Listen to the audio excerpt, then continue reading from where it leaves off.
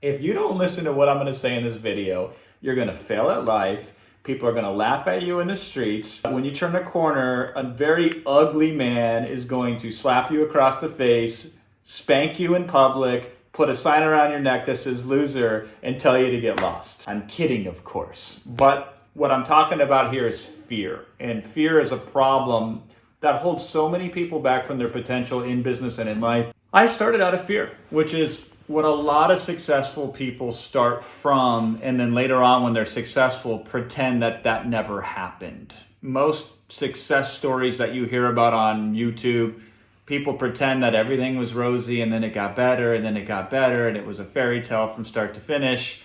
And they don't tell you about their insecurities. They don't tell you about the dark secrets of motivation that kept them pushing through the hard times.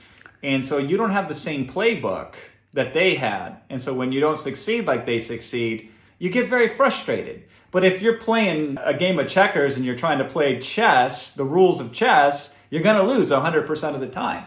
So let's break it down and let's talk about it. The hardest part about building a business online is at first you will work incredibly hard for very little. If you go and drive Uber, you're guaranteed to make money. Not enough, but it's predictable. Easy money, you can kind of set your own hours so you feel like you're in business for yourself, but you're not because it's predictable. I don't have to get a customer.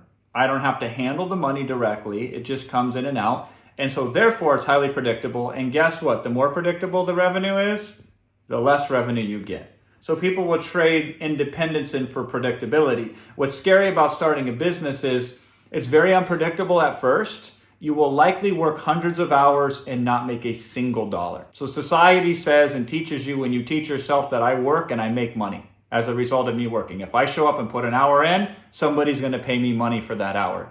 And that's great if you're an employee. That is a joke if you're starting in business. If you work your first 100 hours in business and get paid a single cent, I will be shocked because that is not typically how it goes. Your first 100 hours, the reason you don't get paid is because you're not worth it. You're not even worth a penny yet. You're learning along the way.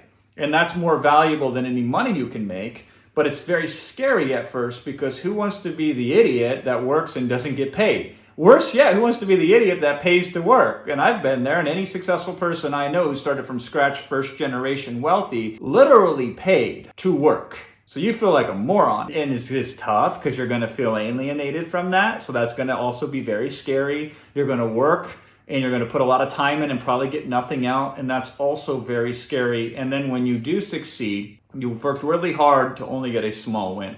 So you're going to think you're stupid because you're trying to hit big wins and you're striking out. So what happens is you get more and more desperate. This is most people's experience at least. And you get more and more desperate and you keep resetting the goals till you get down to something so ridiculously small that you finally succeed because you run out of all the other ways to fail. So you try to make $1 million and it doesn't work. You try to make $100,000 and it doesn't work. You try to make $10,000 and it doesn't work. You try to make $1,000 and it doesn't work. And then you say, can I make $10? And it works. And here's the beauty of this if you can get to that point, because then the question becomes, can I do it twice? Can I do it 3 times? Can I do it in the same amount of time that I did it once? Can I do it 10 times? So my first success in the business came when I got very desperate and I sold a $4 ebook, not a $5,000 high ticket product, not a $1,000 course, not even a $100 training program, a $4 program. It was so ridiculously small that people are like, okay, it probably won't work, but I'll give you money anyway.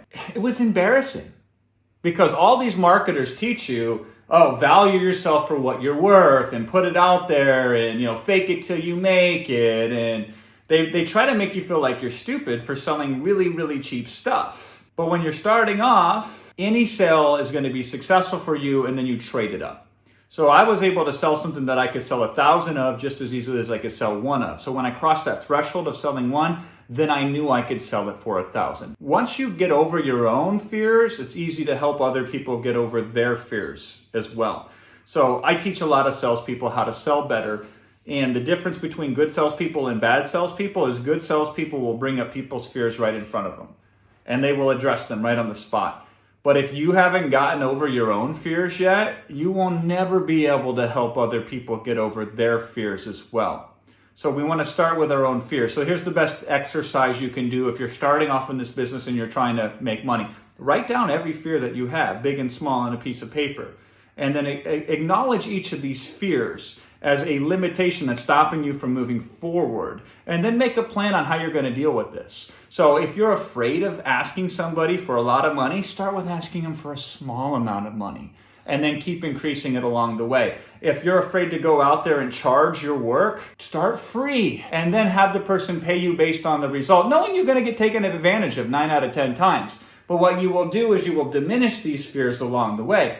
And then through experience and through competency and through frustration of undercharging, getting taken advantage of, the frustration of staying small when you know you could be big, that will propel you to success more so than motivation ever will. So I'll end it like this so you can really understand this. There's a study psychologically that's been done to try to quantify gain versus loss. And the study kind of goes like this.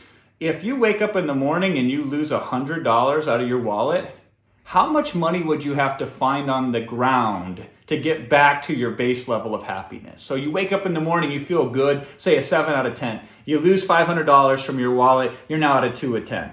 How do you get back up to a 7 out of 10? How much money do you need to find on the ground? And it's not 1 for 1. It's like if I find $500 on the ground, I'm back to my base level of happiness. It's not 2 to 1. If I find $1,000 on the ground, now I'm back to my base level of happiness. It's between 5 to 10 to 1.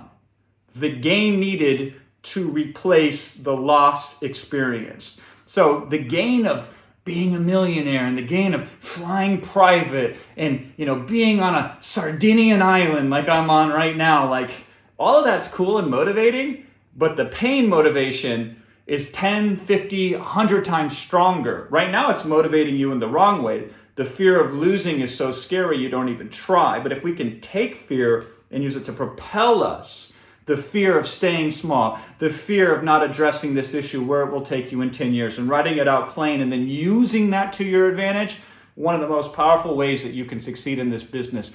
It won't sound good on a quote on Instagram. It won't make a great speech later on. If you write it in the biography, people will be like, ooh, that's gross. But that's how the sausage gets made. That's how the money gets made. You take the fear and you use the motivation to move and push you in the direction of success instead of using the advantage to pull you in that direction. We take the wins along the way and we enjoy the happiness, but we get pushed by the fear of not succeeding. And that's the greatest motivation of all. It's not the greatest pep talk of all, but that's how real people make real money.